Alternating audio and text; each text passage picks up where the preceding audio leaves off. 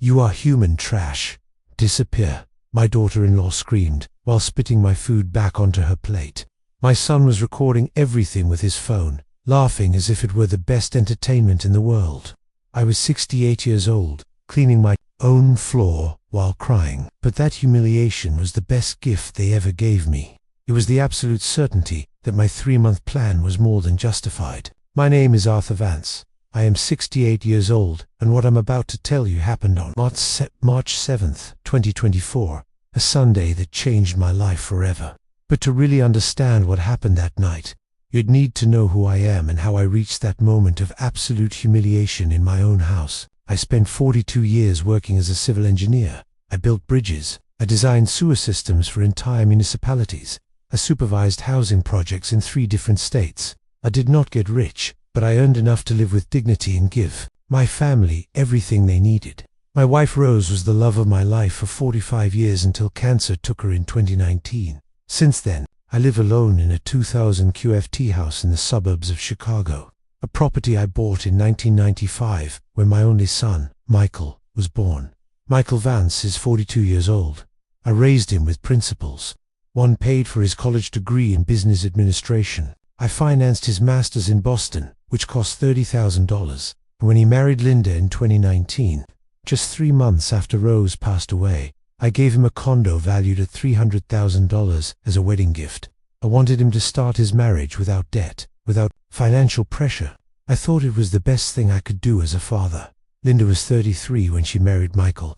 She is a digital influencer, or at least that is what her Instagram bio says, where she has now 58,000 followers. She posts photos of expensive restaurants, exotic trips, and designer clothes. At first, she seems superficial, but harmless. He rose in her final days of lucidity before the morphine put her into a permanent sleep, grabbed my hand. She told me, "Arthur, that woman does not love our son. I saw it in her eyes during the engagement dinner. But Michael is blinded. Promise me you will always take care of yourself, that you will never let anyone trample on you, not even him." I promised her, although back then I did not fully understand her words. The first 3 years after Rose died were confusing. I immersed myself in grief, in the loneliness of this house that suddenly seemed too big. Michael came over on Sundays for lunch. He brought Linda and I tried to be the nice father-in-law, the perfect future grandfather. But things started to change subtly. Starting in 2022, Linda began making comments about the smell of the house, about how old people always cook the same thing, about how boring it is to spend Sundays here. Michael did not contradict her. He simply laughed uncomfortably and changed the subject. In 2023, when the twins, Luke and Emma, were born, I thought everything would improve. I was excited to be a grandfather. I bought cribs, clothes, toys, but Linda established rules. I could not visit them without giving 48 hours notice. I could not babysit them alone because I was too old and might forget something important. I could not give them sweets or contradict her parenting methods. Michael nodded to everything. My son, who used to call me 3 times a week, started contacting me only when he needed something: money for car insurance, help with Linda's gym membership, loans for vacations. But there was a specific moment that changed everything. It was December 15th, 2023. I arrived at the condo. I had given them with Christmas presents for the twins. I rang the doorbell. Linda opened it with an annoyed face and said specifically, "Arthur, you are interrupting me. I am filming content for my social media. Could you not call ahead?" I reminded her that I had sent a text 2 days earlier. She rolled her eyes and said, "Whatever. Leave it there and go."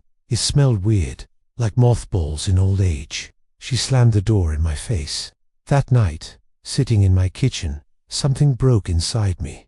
It was not rage, it was clarity. Rose was right. Michael had chosen a cruel woman, and he himself had become an accomplice to that cruelty out of cowardice or convenience. I had given everything: money, time, unconditional love, and in return, I received contempt disguised as jokes, distance disguised as busyness. I made a decision that night. I was going to reclaim my life, my dignity, my autonomy, but not with scandals or screaming. I would do it strategically, silently, preparing every move with the precision of an engineer calculating structural loads. During January of 2024, I began my plan. I hired George Miller, a lawyer specializing in family law and estates. I explained my situation and asked him about revoking donations. He confirmed that gross ingratitude by the recipient is a legal cause for revocation under state property laws. I needed proof. I installed discrete security cameras in my house. I began to document every interaction, every derogatory comment. In February, I did something I never imagined at my age. I traveled alone to Florida 3 times. I always wanted to know the Gulf Coast better. I found a condo of 900 square FT with an ocean view in Sarasota, bright in a building with an active community of retirees. I put down a deposit of $50,000. I also put my lake cabin in Wisconsin up for sale, a property inherited from my father that Michael did not even know existed. And then came March 7th, 2024. That Sunday, March 7th, I prepared a special dinner. It was not just food. It was the last attempt to recover something that had been lost. The connection with my son. I cooked homemade meatballs with Rose's recipe, the ones Michael loved when he was a boy. I set the table with the embroidered tablecloth my wife used for important occasions. I bought fresh bread and prepared a salad with tomatoes from my small garden. I even cleaned the house for 3 hours, making sure everything was spotless. Michael confirmed they would arrive at 8 in the evening. At 8:30, they had not arrived. At 9, I received a brief text. We arrive in 20 minutes. They arrived at 9:40. Linda walked in with that annoyed expression I knew well, checking her phone, without even saying hello. Michael muttered a "Hi, Dad," without looking me in the eyes. The twins had stayed with Linda's mother. I served dinner. Linda looked at the plate as if I had put poison on it. Meatballs again. "Arthur, you'd always cook the same thing. It is depressing to eat here." I took a deep breath. The cameras were recording from the living room. "They are the ones Michael liked. As a child," I said calmly. She let out a sarcastic laugh. "Michael is no longer a child. He is a grown man with standards. Did you not buy wine again?" This cheap supermarket wine Michael ate in silence, sunk in his chair. I looked at him, hoping he would say something, that he would defend me, even minimally. Nothing. Absolute silence. Linda continued. "Besides, this house smells weird. It smells like old man. Stale. I do not know how you stand living alone here. You should sell this and go to a nursing home, where you are with people your age." I felt my blood boil, but I kept my calm. "This is my house, Linda. I bought it almost 30 years ago. Here my memories with Rose and Michael grew." She rolled her eyes. "Oh, and always with Rose up and down. She died already. Get over it. Life goes on. Besides, this house is too big for you alone. It is a waste of space and money." Then she tasted the meatballs. She took a bite, made an exaggerated face of disgust, and right in front of my eyes, she spit the chewed food back onto the plate. "This is disgusting. What did you put in it? It tastes horrible." She stood up abruptly, pointing a finger at me. "You are human trash, Arthur. Trash. Disappear you. Make me sick. You disgusting old man. I wish you'd never been born. I wish Michael had a normal father, and not this pathetic old man who wastes our time every Sunday." I stood paralyzed. Michael took out his phone and started recording. He was recording his own wife, humiliating me, while he laughed under his breath, as if it were a private joke between them. Linda continued. "Look at you, 68 years old and still alone, clinging to this house full of dust and ghosts. You are pitiful. You are sad. Every Sunday we come out of obligation because Michael feels guilty. But the truth is, no one can stand you. Not even your grandkids want to be with you, because you are boring and you smell bad." Tears began to fall down my cheeks, not from sadness, but from contained rage, but also from relief. Because those words confirmed absolutely everything I had suspected for months. Linda turned to Michael. "Let us go, babe. I do not plan to stay one more minute in this depressing place with this disgusting old man." Michael put away his phone, still smiling, and nodded. "You are right. Let us go." They left without saying goodbye. I heard the door slam. I remained seated, looking at the spit-out plate, the meatballs I had prepared with so much love. I cleaned everything in silence. I washed the dishes. I put away the leftovers that no one had touched. But while I cleaned, a strange smile appeared on my face. That humiliation had not destroyed me. It had liberated me completely from any doubt, from any feeling of guilt for what I was about to do. What Linda and Michael did not know is that I had spent months preparing my liberation. While they saw me as a useless and lonely old man, I was silently building a new life. In January 2024, after that Christmas humiliation where Linda slammed the door in my face, I hired George Miller. I explained my situation with total honesty. I showed him texts, recordings of phone conversations where Michael asked me for money with increasingly demanding tones, documents of bank transfers totaling thousands of dollars in loans they never paid back. George explained the concept of revocation of gift due to gross ingratitude. According to state laws, I can revoke a donation if the recipient has committed offenses against me that give grounds for disinheritance. The recording of that night of March 7th was pure gold, legally speaking. Grave insults, documented humiliation, the presence of my son laughing without intervening, perfect cause for revocation. But my plan went much further than simply taking the condo. They needed to understand that they had lost everything, not out of revenge, but due to the natural consequences of their actions. During February, while they enjoyed a vacation in the Bahamas, which I partially financed with a $3,000 loan, I visited Sarasota 3 times. The first visit was exploratory. I walked along the boardwalk, visited neighborhoods, talked to people. The city captivated me immediately. The second visit was more concrete. I hired a real estate agent and saw 12 condos. I found the perfect one, 900 square FT, 3rd floor with an elevator, large balcony with a partial ocean view, renovated kitchen, active community of neighbors, mostly retirees. Price $350,000. I'd put down $50,000 that same day, signing a pre-contract. The third visit in February was to get to know the city more deeply. I attended a book fair in the downtown square where I met Paula Roberts, a 65-year-old woman, owner of a bookstore specializing in independent literature. We talked for 2 hours about books, about life after retirement, about second chances. The morning of March 8, 2024, I woke up with a strange sense of peace. I had slept deeply for the first time in weeks. I ate black coffee and toast for breakfast, while mentally reviewing every detail of what was about to happen. At 10 o'clock in the morning, my phone rang. It was George Miller confirming everything was ready. Arthur, the documents are prepared. I am leaving for your son's residence in 30 minutes. Are you completely sure about this? My answer was firm. I have never been more sure of anything in my life. George explained the procedure. He would arrive at the condo I had gifted Michael, as a notary public carrying the official notice of revocation of gift due to gross ingratitude. The notice included copies of the previous night's recordings, transcripts of the insults, and a psychological report that a professional had drafted after reviewing all the material documented over 3 months.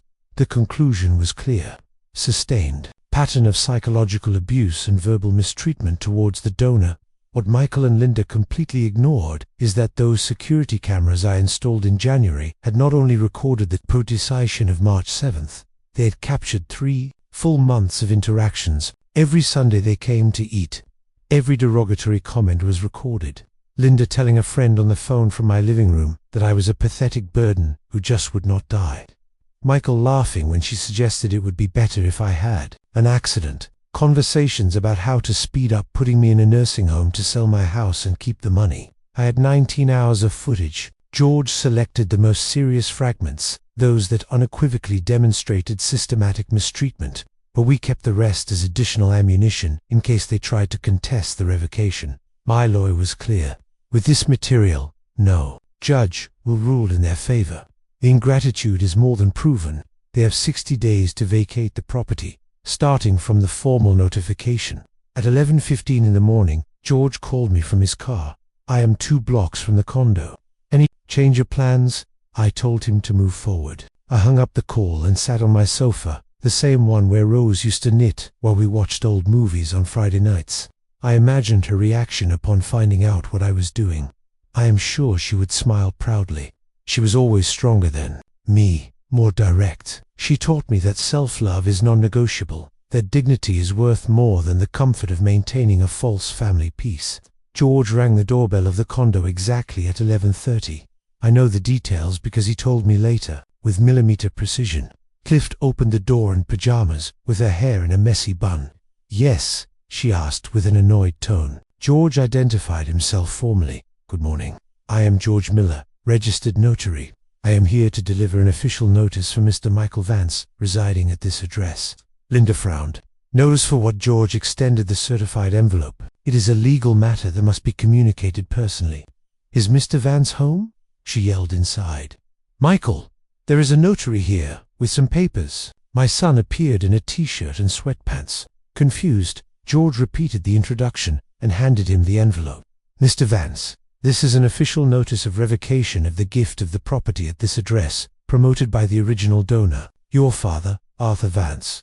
Michael opened the envelope without yet understanding the magnitude. He read the first page. His face went pale instantly. What is this revocation? This cannot be. This condo is mine. He gave it to me 5 years ago. George, with a professional but firm tone, explained, the donation can be legally revoked for gross ingratitude of the recipient. Your father has extensively documented a pattern of psychological mistreatment and verbal abuse. Attached you will find recordings in digital format, certified transcripts, an expert opinion. You have 60 calendar days from today to vacate the property. Linda snatched the papers from Michael's hands. She began to read, frantically, turning pages, seeing the screenshots of the recordings, reading her own transcribed words. This is illegal. He cannot record us without permission. This is invasion of privacy. George smiled slightly. The recordings were made in Mr. Vance's private home, his own house. They are fully legally valid. Furthermore, the content demonstrates behaviors that constitute legal cause for revocation according to current legislation. Then Linda exploded. She started screaming like she had never screamed before. That old son of a, this is your fault, Michael. Do something. Call your father, right now. George took a step back. I regret to inform you that any attempt at direct contact with Mr. Vance will be considered harassment. All communication must be done through legal representation. My card is included in the documentation. Good morning, Lef, leaving them in the doorway with the envelope open and their lives falling apart. Micah called me 37 times that day. 37 calls I did not answer. They sent me 42 WhatsApp messages, from pleading to threats, from promises of change to renewed insults. I blocked their numbers temporarily. George had warned me they would try to manipulate me emotionally, that they would use the twins as bargaining chips, that they would promise anything to reverse the situation. But I had made my decision with a cool head after months of reflection. That night, while dining alone in my kitchen, I received an email from George with the signed receipt. The notice was officially delivered. The 60-day clock began to run. I looked out the window toward the back garden where Rose planted geraniums every spring. The $300,000 condo I gave them would legally be mine again. But more important than the money was the message. I was no longer the submissive old man who accepted humiliation in exchange for crumbs of family attention. The days following March 8th were strangely quiet. I kept the phones blocked and dedicated my hours to remembering conversations I had tried to forget for years. There are moments in life where the words of those we love take on a completely new meaning with time. That happened to me with Rose during those days of self-imposed silence. My wife passed away on October 23, 2019, a rainy Wednesday I will never forget. The last 3 months of her life were spent between the hospital and our bedroom, converted into a home hospice unit. Pancreatic cancer consumed her quickly, too quickly to process what was happening.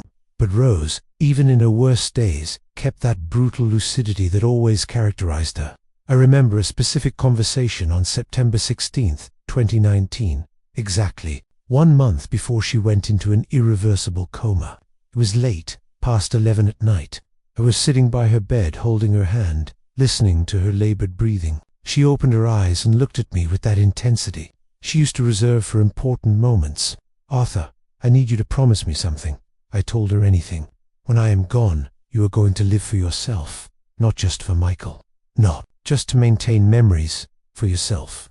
Recover your dreams. I asked her what she meant. Rose smiled weakly. You always wanted to write that book on sustainable engineering. You always talked about learning pottery, about living near the ocean, even if only for a few months. You always said when you retired, you would do 1,000 things, but you have been retired for 5 years and have done none. I know you, my love. You are going to stay in this house, waiting for Michael to need you. Sacrificing your time for a son who was already an adult and must live his own life. Her words hurt because they were true. I always postponed my personal desires, first to build family stability, then for Rose's illness, then for grief. But she continued, each word costing her physical effort. Mikhail is going to marry that woman. And you are not going to say anything because you are too nice. But listen to me well. Linda does not love us. She does not love this family. She only wants what she can get. I saw it in her eyes during that engagement dinner in July, while you and I toasted excitedly. She was calculating how much this estate was worth, how much Michael could inherit. I tried to defend her, saying she was being unfair, but Rose interrupted me firmly. I am not unfair. I am realistic, and I know you. You are going to give them everything because you think that way. You will keep your son close. But hear me. Love is not bought with money, nor with eternal sacrifices. Either they respect you for who you are, or they do not respect you. And when the day comes that they disrespect you gravely, I want you to remember this conversation. Promise me you will defend your dignity. Promise me you will not let yourself be trampled. Promise me you will live, Arthur, that you will really live. I promised her, crying, although back then I thought she was exaggerating due to the effects of the medication. Rose passed away 5 weeks later without regaining consciousness. During the funeral, Linda was more worried about her makeup ruined by fake tears than consoling Michael. I should have paid attention to that sign. The following years confirmed. Every word arose. I became exactly what she feared. The compliant father, the family bank, the lonely old man waiting for calls that came only when they needed something. Until that December 15th, 2023, when Linda slammed the door in my face, telling me I smelled of old age.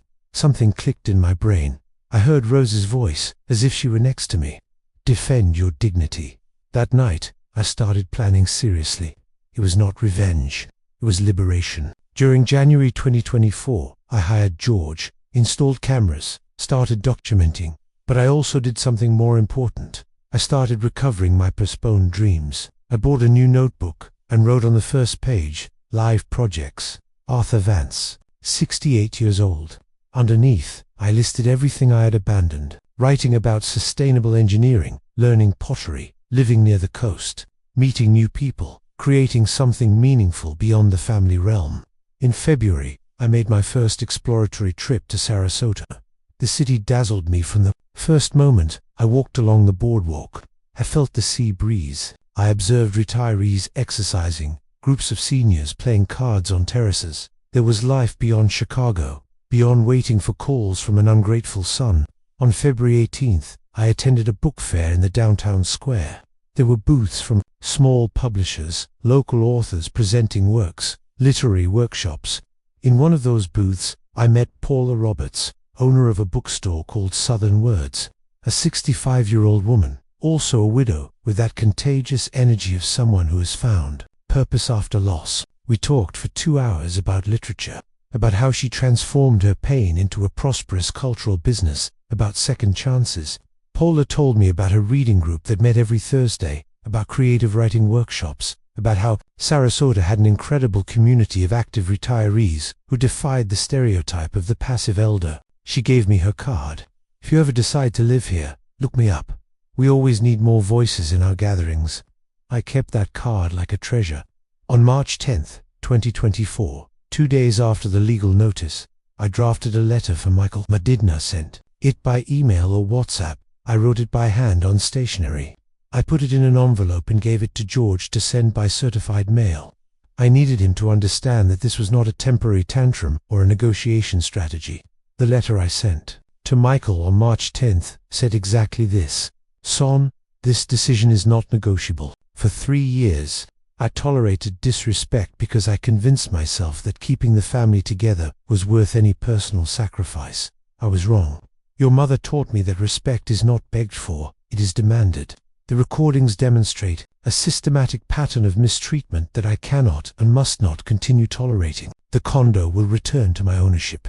There will be no meetings, there will be no negotiations, there will be no second chance. You have 60 days. Use them wisely. Your father, Arthur Vance. Between March 11th and 20th, Michael tried to contact me in every way possible. Calls from unknown numbers I did not answer. Messages through distant cousins that I politely rejected. He even showed up twice at my house, ringing the doorbell insistently for 20 minutes. I was inside, listening to him beg from the other side of the door, but I did not open. George had advised me to keep absolute distance until tempers cooled, and they accepted the reality of the situation. But while Michael was falling apart, I was building. On March 15th, 2024, I received the news I was waiting for. The sale of my cabin in Lake Geneva had closed. $250,000 transferred to my bank account. I inherited that property from my father in 1998. I never used it much, maybe 10 weekends a year. It was a rural house of 1,600 square ft, with an acre of land far from the city center. Beautiful but lonely. Michael did not even know it existed because I inherited it long after he went to live on his own. With that money liquidated, added to my savings of $400,000 in index funds, I had accumulated over decades working on international engineering projects. I had more than enough capital to finance my new life. On March 16th, I signed the final deed for the condo in Sarasota. $350,000 paid in full. 900 square feet on the 3rd floor with an elevator. 2 bedrooms, bright living room with access to an east-facing balcony. Kitchen renovated 3 years ago. Full bathroom with walk-in shower. Homeowners association, mostly retirees, with a shared interior garden and social lounge. The real estate agent, a young woman named Nora, congratulated me on the purchase. "You are very brave, Mr. Vance. Not many men your age dare to change cities and start from zero." I smiled at her. "Miss, I am 68, not 88. I still have many experiences left to live." She handed me the keys on March 18th. I held them in my hand, feeling their physical and symbolic weight. They were the keys to my freedom. That same week, I signed up for a pottery workshop in the Arts District. Classes every Tuesday and Thursday from 4 to 6 in the afternoon. The course costs $300 per quarter and included materials. The teacher, Amanda Davis, was 62 and had 30 years of teaching experience. When I explained I had never touched clay in my life, she told me something that marked me. "Arthur, pottery has no age. I have 7 5-year-old students creating wonderful pieces. The clay does not judge your age, it only responds to your hands." I also contacted 3 small publishers specializing in technical essays. During the last 8 months, I had been writing a book provisionally titled Building Sustainable Futures, Civil Engineering and Environmental Responsibility. I had 230 pages completed. Fruit of sleepless nights, where instead of lamenting loneliness, I channeled my knowledge from 42 years in the profession. 2 publishers replied, requesting the full manuscript.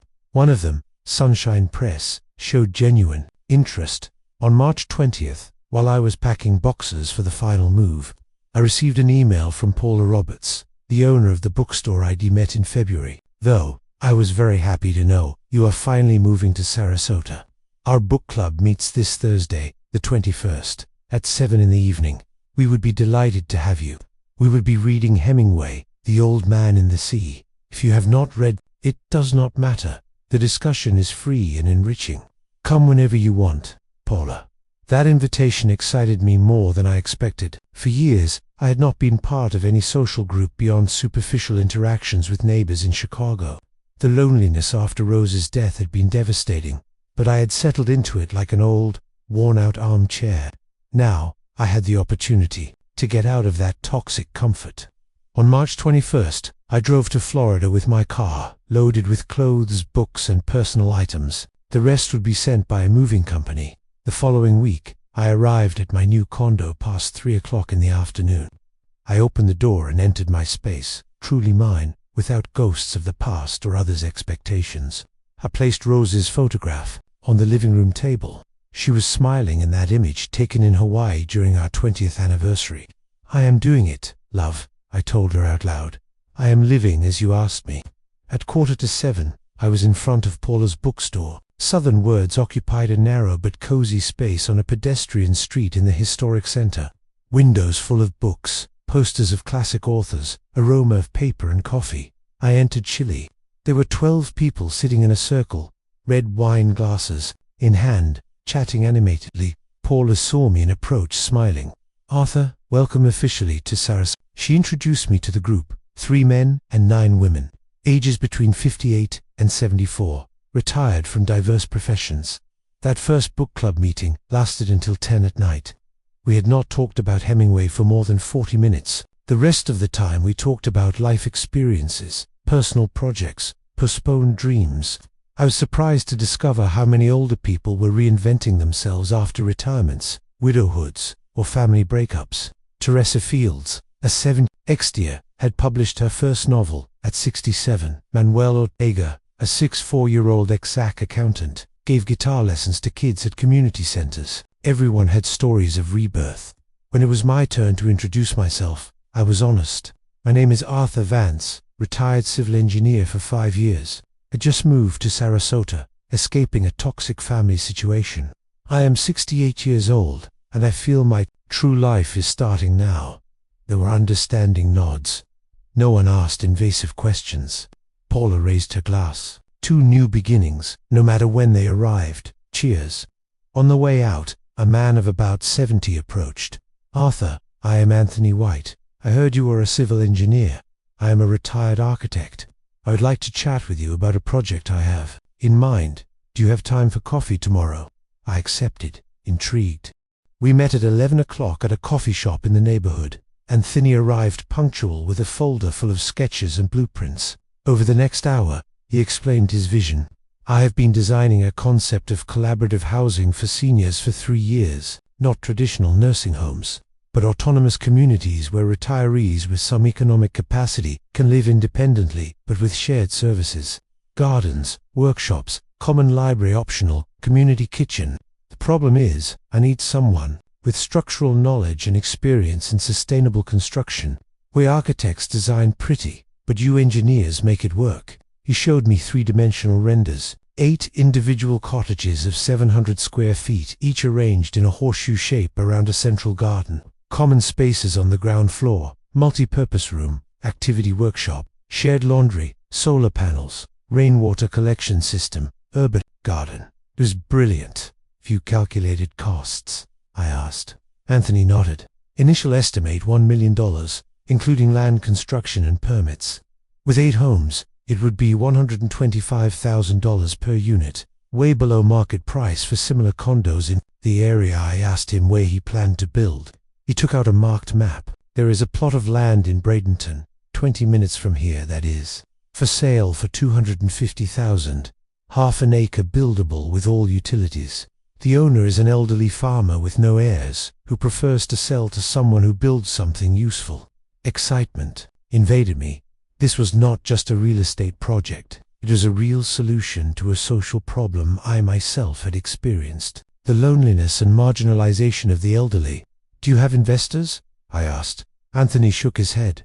I have presented the idea to banks, funds, construction companies. They all say it is too risky, that the senior market prefers traditional nursing homes, but I know there is demand. People like us who want autonomy with community, not institutional confinement. I looked at him fixedly. I can invest $150,000. I have liquid capital and technical experience. If you get the rest of the financing, I am in. Anthony shook my hand firmly. Arthur, I think you just changed everything. With your investment, I can secure a bank loan for the rest. Give me 2 weeks to reorganize numbers and present a solid viability plan. We left that coffee shop as partners of a project neither had imagined days ago. I was 68 years old, and I was investing in my first business venture. Roz would have been proud. On March 25th, I received an unexpected call from George Miller. Arthur, I have news. Michael and Linda have hired a lawyer. They filed an opposition appeal to the revocation, alleging that the recordings violate their privacy. We expected this. I have the legal rebuttal ready. The recordings were made in your private home where they were guests. Legally impeccable, but I want to warn you, they are going to intensify emotional pressure. Prepare yourself for blackmail attempts using the twins. He was right. That same afternoon, I received a text from an unknown number. It was a photo of Luke and Emma, my 2-year-old grandkids, holding a drawing that said, "We love you, Grandpa." The attached message said, "Your grandkids miss you. Do not make them pay for our mistakes. Mummy, Linda." I felt a stab in my chest, but I took a deep breath. I opened my drawer and took out 2 envelopes I had prepared weeks ago. During February, when I was planning all this, I wrote individual letters for Luke and Emma. Letters they would not read until they were old enough, probably at 15 or 16. In them, I explained honestly what happened without demonizing their parents, but without hiding the truth. I had also created trust funds of $100,000 for each one. money they would receive directly upon turning 18 for college tuition or personal projects. George had instructions to give them the letters and bank documents when they were of legal age. I replied to the message, "I loved my grandkids unconditionally. That is why I have secured their educational future without you being able to touch it. They will receive $200,000 combined at 18. Meanwhile, I maintain my decision. I will not negotiate using children as bargaining chips." I blocked the number immediately. On April 1st, 2024, exactly 24 days after the legal notice, Linda appeared at my old house in Chicago with the twins. I did not know until 3 hours later when my neighbor, Mrs. Margaret River, called me worried. "Arthur, your daughter-in-law was here with the kids, ringing the doorbell for half an hour. She was screaming that you are a monster, that you are destroying your family." The little ones were crying. Finally, I told them you had moved without leaving an address. She left furious. I thanked Margaret and hung up. Linda had miscalculated her strategy. She thought seeing me surrounded by my begging grandkids would break me emotionally, that I would give in to the image of those two confused kids asking for Grandpa. But I had already anticipated exactly that move. That is why I moved without warning. That is why I left strict instructions with George on how to handle any attempt at effective manipulation. That same night, I drafted an email to George detailing the incident. He replied immediately, "Arthur, this reinforces our position. Using minors for emotional pressure can be considered inappropriate conduct in legal proceedings. Document everything." Meanwhile, the eviction deadline expires on May 7th. If they have not voluntarily vacated by that date, we will proceed with judicial eviction. "Do you have plans for the recovered condo?" Yes, I had plans. I had decided to sell it immediately. I did not want to keep properties that tied me emotionally to Chicago or my previous life. The $350,000 condo would sell easily in the current market. With that additional capital, I could invest more in the Silver Horizon project with Anthony, or simply keep it as a financial cushion for my coming years. On April 5th, Anthony met me at his architectural studio in Sarasota. He had worked intensely for 2 weeks, refining the project. He showed me updated blueprints, preliminary structural calculations, economic viability studies. "Arthur, I got a meeting with GF Coast Community Bank, whose your investment of $150,000 is seed capital. They are willing to study a loan of $600,000 to complete financing. They need us to form an LLC and present a joint technical validation. Your experience as an engineer, plus my architect license." I reviewed every document meticulously. The numbers added up perfectly. Total estimated cost $950,000, including land, for $250,000, construction for $550,000, permits and fees for $150,000, with pre-sale of 5 of the 8 homes at $150,000 each. We would recover $750,000 before finishing construction. The remaining 3 we would keep for later sale or rental. Projected profitability 30% on investment in a term of 18 months. "I am in," I told him without hesitation. Anthony smiled widely. "Then let us sign papers. We constitute Silver Horizon LLC this week. You as technical partner with 40% share me, with 60% contributing design and management. Does that seem fair?" It was more than fair, considering I only put up capital while he contributed years of conceptual development. We shook hands, sealing the partnership. On April 8th, I received an unexpected call from Michael, from another unknown number.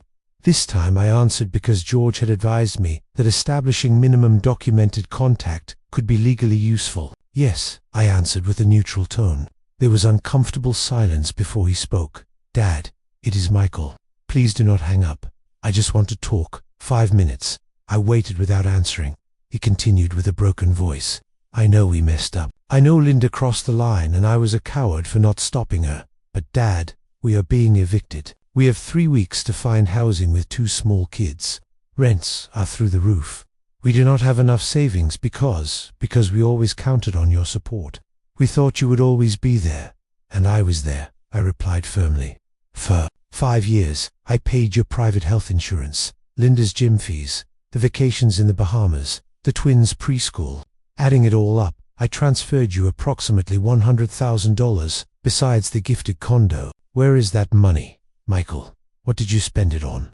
Absolute silence on the other end. Finally, he stuttered. Linda's expenses. Her public image requires investment trips to create content.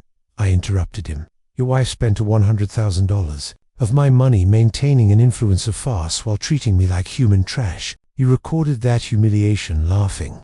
There is no going back, Michael. The condo will be sold. Find housing according to your real means, not the means I subsidized. But the kids. He tried the emotional argument. The kids have $200,000 secured. In trust funds they will receive at 18 for college. They will also have letters from me explaining this whole situation when they are old enough to understand it. I love them deeply, but they are not bargaining chips. Learn to be a father without using my wallet. I hung up before he could reply. On April 20th, George informed me that Michael and Linda had finally signed the voluntary vacate agreement. They would move before the deadline to avoid the forced judicial eviction that would remain on their record. They had rented a 600-feet apartment in a peripheral neighborhood of Chicago for $1,000 a month.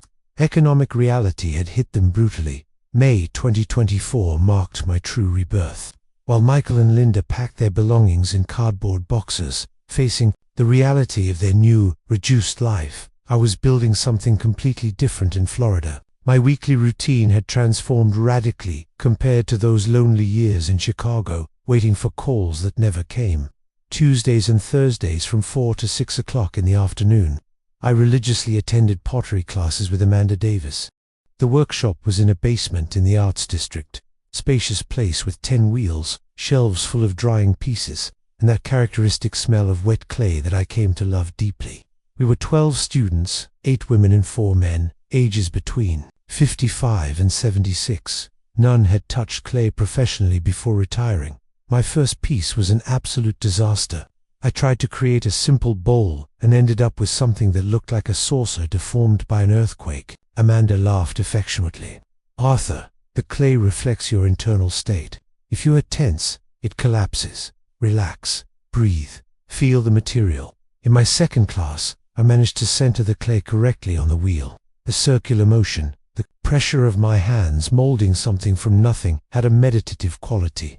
For the first time in years, my mind went completely silent. Towards the end of May, I had created my first presentable piece, a cylindrical vase of 8 with intentional, irregular edge. Amanda glazed it in cobalt blue and put it in the kiln. When I saw it finished, I felt genuine pride. It was not perfect, but it was mine. I placed it on my balcony as a symbol of this new stage. Thursday nights after pottery, I went to the book, Cliff at Southern Words. We had finished Hemingway and started with Steinbeck, East of Eden. Literary discussions inevitably drifted into conversations about our lives. Teresa Fields, the ex-dear who published her novel at 67, asked me one night, Arthur, you mentioned you were writing a technical book. Have you thought about showing it to editors? I told her about my sustainable engineering manuscript and my contact with Sunshine Press. Paula, who was listening from behind the counter, intervened. I know the editorial director, Sebastian Moore. Let me make a call. 3 days later, I had a meeting scheduled for June 15th. Paula had pulled strings using her credibility in the Florida literary world. On Saturday mornings, I had joined a coastal walking group organized by my building's community. We left at 8:30. We walked 7 miles along the boardwalk to the marina. We were 18 regular retirees talking about everything except diseases and ailments. We talked about politics, culture, pending trips, personal projects. I felt part of something alive. During one of those walks, I met Gordon Martin, economics professor of 64, divorced, twice estranged father of 3 adult children. His story resonated painfully with mine. Arthur, I spent 30 years sacrificing for families that did not value the effort. My kids only call me when they need money. My second ex-wife left me for someone 20 years younger. I arrived in Sarasota a year ago looking for exactly what you were looking for, dignity and peace. Gordon became a close friend quickly. We shared coffees after walks, exchanged books, discussed investments and projects. When I mentioned Silver Horizon to him, he got enthusiastic immediately. Do you need financial advice? Fab it. I worked 15 years in commercial banking before dedicating myself to teaching. I can review your business plan at no cost. On May 10th, Anthony and I signed the official constitution of Silver Horizon, LLC, before a notary.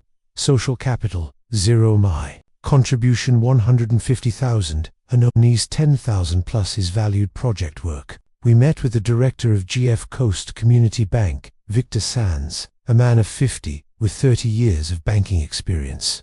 We presented blueprints, market studies, financial projections, reviewed by Gordon. Victor studied the documents for 40 minutes, without saying a word. Finally, he looked at Anthony, and then at me. Gentlemen, this project has real merit. The concept of collaborative senior housing responds to emerging demand that the traditional industry ignores. I see clear viability. I approve a loan of $600,000 for 10 years at 3.2% interest guaranteed, with mortgages on the land and future construction. We left the bank as official partners of a real enterprise. On May 23rd, while Anthony negotiated the final purchase of the land in Bradenton, I received a call from George. Arthur and I have buyers for the Chicago condo. Young couple. They pay $340,000 in cash, no financing. Quick closing. Do you authorize the sale? I accepted, without hesitating. That condo represented my past of unrecognized sacrifices. Selling it was closing that chapter definitely. Michael found out about this sale through old neighbors. He sent me a desperate message. Dad, that condo was my home. How can you sell it to strangers? At least you should have given us the option to buy it, I replied briefly. It was my legally recovered property. I do with it what I consider appropriate. Have a good life. June 2024. 4. Arrived with subtropical heat and profound changes. On the 15th of that month, I had my meeting with Sebastian Moore from Sunshine Press. His office was in a restored, historic building near the Central Market. Sebastian was 52, wire-rimmed glasses and that analytical look of someone who reads professionally for decades. I handed in the printed manuscript, 230 pages, titled Building Sustainable Futures, Civil Engineering and Environmental Responsibility. He spent 2 hours reviewing it, while I waited nervously drinking mineral water. Finally, he closed the last page and looked directly at me. Arthur, this is solid, very solid. It combines technical rigor with accessible narrative. There is a market for this type of specialized essay. Engineering students, industry professionals, public institutions. I propose a publishing contract with 1,000 copies in the first run national. Distribution launch in March 2025. Advance of $3,000 against royalties of 8%. I accepted immediately, shaking his hand with contained emotion. I left that office feeling completely different. At 68, after 42 years in the profession, I would finally see my knowledge crystallized in book format, with my name on the cover. Rose would have cried with pride. I called Paula to thank her for the connection. She insisted on celebrating by organizing an early presentation event at her bookstore when the book was ready. While my life flourished, Michael's was falling apart systematically. On June 20th, I received an email from his boss, someone I knew vaguely from a corporate dinner years ago. The message was direct. Mr. Vance, I am compelled to inform you that your son Michael has been fired from our company for sustained poor performance and unjustified absences. He arrived late, constantly made errors in important reports, showed evident signs of untreated depression. We tried to help him for 3 months, but his situation worsened. I regret the family situation. I understand he is going through cordially. Frank Reynolds, commercial director. I did not reply to that email. It was not my responsibility to rescue Michael from consequences he himself had generated. He was 42 years old enough to assume his decisions. During those days, I received 17 messages from him that I read, but did not answer. They oscillated between desperate pleas and bitter reproaches. Dad, I lost my job. Linda blames me for everything. The kids ask why we live in such a small apartment. I need help. Another one said, this is your fault. If you had not taken the condo, nothing of this would have happened. You are an egoist who only thinks of himself. I showed the messages to Gordon during one of our morning coffees. He who had lived similar situations with his own children was direct. Arthur, he is using the classic stages of manipulation, victimization, guilt-tripping, emotional blackmail. Do not give in. If you intervene now, you will only postpone his maturation. He needs to hit rock bottom to rebuild himself from his own resources. He was absolutely right. On July 3rd, Paula organized a cultural event at Southern Words, titled Art and Experience, an exhibition of works by senior students. Amanda, my pottery teacher, had selected pieces from 8 senior students for public display. My cobalt blue vase was among them, next to bowls, decorative plates, and abstract sculptures. The bookstore filled with approximately 60 people, friends, relatives of the artists, curious locals. When it was my turn to speak about my piece, I felt adolescent nervousness. This is my first ceramic creation after 68 years, without ever touching clay. It is not perfect. It has deliberate irregularities, but it represents something fundamental. It is never too late to learn, to create, to express yourself in new ways. This vase symbolizes my rebirth after losing my wife 5 years ago and distancing myself from a destructive family situation. Cliff does not judge your age or your past. It only responds to your hands in the present. There was genuine applause. 3 people approached afterwards, interested in buying pieces. I sold the vase for $100 to a 60-year-old woman who said, "Your story inspires me. I just divorced after 35 years of abusive marriage. Seeing that someone can be reborn gives me hope." I handed her the vase with emotion. Those $100 were worth infinitely more than any amount I had given Michael during years of forced dependence.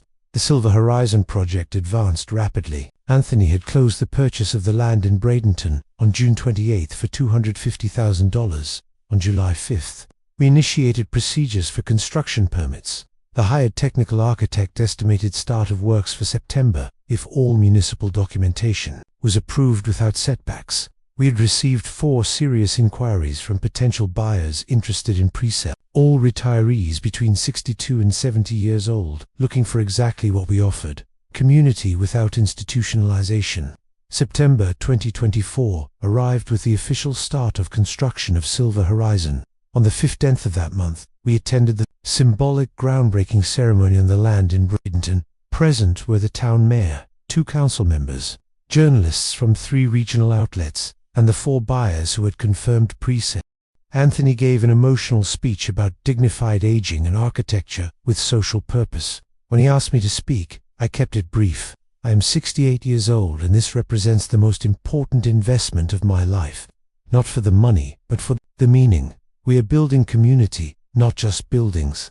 Works began formally on September 18th with a local construction company specializing in sustainable building. The schedule established completion for March 2025, 12 months, exactly, from that Sunday, March 7th, when Linda spit out my food and changed my life forever. The irony of the calendar did not go unnoticed. On September 23rd, I received a call from Claudia Harris, journalist for the Sarasota Herald, specialized in social issues and community projects. "Mr. Vance, I would like to interview you about Silver Horizon for an extensive report. Your personal story, combined with this project, has potential to inspire many older people who feel their useful life ended with retirement." I accepted, nervous. I had never gave public interviews. The interview was published Sunday, October 4th, occupying a full page with photographs of the construction site, renders of the finished project, and an image of me in front of architectural plans. The headline said, "Arthur Vance, retired engineer of 68, invests savings to revolutionize senior housing after distancing from toxic family." The article detailed my professional career, the loss of Rose, the distancing from Michael without entering into scandalous details, and my rebirth in Florida. It included textual quotes from me. "For years, I lived for others, sacrificing personal projects to maintain a false family peace. When I finally prioritized my dignity, I discovered that life at 68 can be fuller than at 40. The Silver Horizon. It is not just a business. It is demonstrating that seniors have capacity, creativity, and the right to live with autonomy and community." The article ended with contact information for those interested in the project. The repercussion was immediate and overwhelming. In 48 hours, we received 37 inquiries from potential buyers, 18 interview requests from other media, and 3 invitations for public talks. Anthony was euphoric. "Arthur, this is media gold. We should plan immediate expansion. With this feasibility, we can replicate the model in other cities." I maintained caution. "Let us finish the first one perfectly before dreaming of empires." On October 11th, the University of South Florida contacted me formally, the Department of Architecture and the Aging Studies program. He invited me to give a lecture on November 20th titled social engineering, designing spaces for active aging honorarium of $1,500 plus expenses. 1. Accepted trembling. I had never spoken before formal academic audiences. Paula offered to help me prepare the presentation. Michael saw the Herald article. I know, because on October 5th, I received an email from him. He was not pleading or angry, it was different. His subject simply said, "Dad." The body of the message: I saw your interview in the paper. I have no words. You built a complete life, a business project. You will publish a book. You give university lectures all in 6 months. And me, I lost my job 4 months ago and still have not found anything stable. Linda filed for divorce last week. She will take custody of the twins because I cannot demonstrate fixed income. I live in a studio of 300 square feet that costs $600 a month. I eat once a day to save. I am not writing to ask for money. I just needed to tell you, I finally understand. I understand who you were and what I lost. Not the money, Dad. I lost you. The man who built bridges for 40 years. Who raised a son alone after becoming a widower, who at 68 has more life than me at 42. Forgive me, although I know I do not deserve forgiveness. Michael, I read that email 5 times. I felt something, similar to compassion, but also firmness. I replied 24 hours later. Michael, I appreciate your honesty, but forgiveness does not erase consequences. I can forgive you as a personal exercise to free myself from resentment, but that does not mean restoring relationship or financial support. You are 42 years old, perfect age to rebuild yourself from your own strength, as I did at 68. Learn from this. Teach your children when you can see them that respect is the basis of any bond. I sincerely wish you'd find your path. Arthur, there were no more replies. Gordon, when I told him, nodded approvingly, forgiving without rescuing. That is genuine, emotional maturity. You gave him dignity by acknowledging his letter, but also consequences by maintaining limits. Perfect balance. The Silver Horizon project reached 50% construction at the end of October. The 8 homes showed complete structures, roofs, installed windows, placed. Anthony and I visited the site every Friday documenting progress. We had sold 6 of the 8 units in pre-sale, recovering $800,000. The bank was satisfied with the repayment rate. My lecture on November 20th at the university attracted 140 attendees. Architecture students, professors, real estate professionals, geriatric residence managers. I spoke for 90 minutes on inclusive design, sustainability applied to senior housing, and the importance of understanding aging as a stage of potential fullness, not inevitable decline. December 2024 arrived with mild Florida winter, but my life radiated warmth that had nothing to do with external temperatures. On December 12th, I turned 69. Paula organized a surprise celebration at Southern Words with 35 guests. Friends from the book club, pottery classmates, neighbors from my building, Anthony and the Silver Horizon team, Gordon, Amanda, even Sebastian. More from Sunshine Press. When I entered the bookstore at 7 in the evening, expecting the usual Thursday meeting, everyone shouted surprise in unison. There were garlands hung a table full of appetizers, red wine, and a chocolate cake with 69 candles lit. I was moved to tears. In all my previous years, birthdays were celebrated with obligatory calls from Michael, apologizing for not being able to visit due to Linda's work commitments. This was different. I was surrounded by people who chose to be with me, not out of family obligation, but out of genuine affection. Paula asked for silence and raised her glass. Arthur, barely 10 months ago, you arrived in Sarasota, escaping a painful situation. In this time, you have become an essential part of our community. You wrote a book that will be published in March. You had created an innovative business project that is already changing lives. You learned pottery. You gave university lectures. But above all, you taught us that age does not determine your capacity to reinvent yourself. To you, to your 69 young years, too many more anniversaries together. Cheers. Teresa the Exter, who published her novel at 67, handed me a wrapped gift. It was a first edition of The Old Man in the Sea, the book we discussed in my first club meeting. The handwritten dedication said for Arthur, who like Santiago, found his victory in endurance and dignity. With admiration, Teresa, I could hardly speak. Give thanks. Anthony announced news about Silver Horizon. Friends, the project will be completely finished in February 2025. The 8 homes are sold. We have received requests to replicate the model in Fort Myers and Naples. Arthur and I are evaluating, expanding, forming a network of collaborative senior communities all along the coast. None of this would exist without the vision and courage of this man. More applause, more hugs. That night, back in my condo, sat on the balcony with a glass of a wine, looking at the city lights. I took out my phone and reviewed the stored photos. There was one of Rose taken in 2014 during a vacation in Hawaii. She smiled with that special shine she had when she was genuinely happy. I spoke to her in a low voice. I did it, love. I kept the promise I made you. I am truly living, not just existing. I wish you could see all this. On December 16th, 4 days after my birthday, I received a certified envelope from Chicago. It was a handwritten letter from Michael. No, he'll send her just paper and blue ink. I opened it with trembling hands. Dad, I write this by hand because I need you to know that every word carries real effort, not just mechanically pressed keys. 9 months have passed since that horrible night of March 7th. 9 months where I lost everything.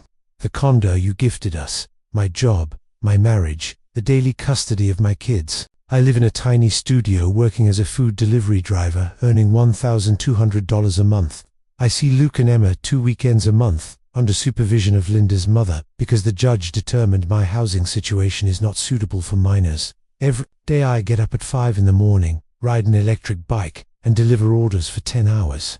I return exhausted, eat something quick, and fall asleep thinking about everything I ruined. But 3 weeks ago, something happened. I saw your lecture at the university on YouTube. I saw you speaking with authority about sustainable architecture, about active aging, about second chances. The man on that stage did not resemble the quiet father who clinged in silence, while Linda humiliated him, and I recorded laughing. I finally understood who you are. A brilliant engineer who built infrastructure for 42 years, who raised a son alone after becoming a widower, who at 68 years old has more projects and energy than me at 42. And me, I treated you like trash. I used you as an ATM. I allowed my wife to literally spit on you while I documented your humiliation as entertainment. I do not ask for forgiveness because I know I do not deserve it. I do not ask for money because I finally understand the problem was never financial, but of respect. I just need to tell you this. You are my hero, belatedly recognized. I hope someday when Luke and Emma are old enough, you can tell them who their grandfather really was. Not the old man we despised, but the extraordinary man who chose his dignity when we all underestimated him. I love you, Dad. I always loved you. I just did not know how to show it until I lost everything. Michael. I folded the letter slowly. I felt genuine compassion, but also absolute clarity. I took out paper and pen, replying that same afternoon. Michael, I received your letter and I deeply appreciate your honesty.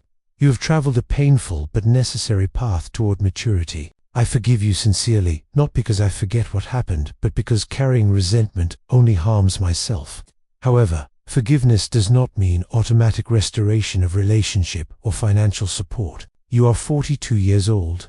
Exactly the age I was when your mother fell gravely ill and I had to rebuild our financial stability from zero. You are capable of rising as I did. Regarding Luke and Emma when they turn 15, they will receive letters.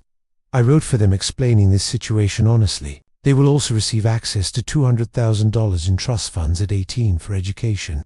I love them deeply, even if we do not see each other. I sincerely wish you success in your personal reconstruction. Learn from this. Teach your children that respect is the most valuable currency of human relationships. And remember, it is never too late to change. But the consequences of our past actions accompany us as teachers, not as punishments. With affection, but also with firm limits. Your father. Arthur. I sent the letter on December 17th. I did not expect a reply, nor did I need it. I had closed that cycle with balanced dignity and compassion. On December 21st, Anthony and I visited Silver Horizon for the last time in 2024. The 8 homes were 90% finished. The central garden sported freshly planted tropical vegetation. The community lounge had furniture installed. The first residents would move in March, coinciding exactly with the publication of my book. The synchrony seemed poetically perfect to me. That night, I reflected on the year past. 12 months ago, I was a lonely old man tolerating humiliations, 4 crumbs of family contact. Today, I was a partner in a prosperous business, published author, university, lecturer, ama, potter, active member of a vibrant community. I had not changed out of revenge, but out of self-love. Rose would be proud. My final message for whoever listens to this story: dignity has no expiration date. Starting over requires no one's permission, and sometimes the greatest show of love toward oneself is to say no more and build the life you deserve, no matter how old you are, nor how much the process hurts. I did it at 68. You can do it at any age. Life does not end when others discard you. It begins when you decide to value yourself. If you like this story, hit like on the video, subscribe to the channel, and share your impressions in the comments. To listen to the next story, click on the box on the left. Thanks for watching.